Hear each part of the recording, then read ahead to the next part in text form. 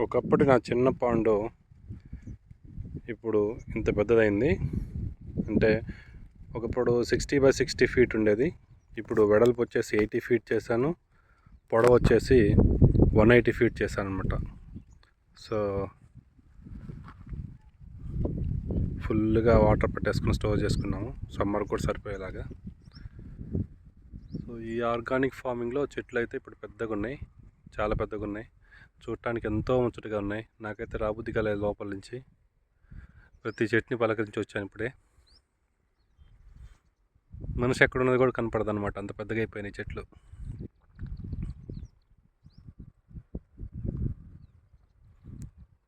అన్ని మొక్కలు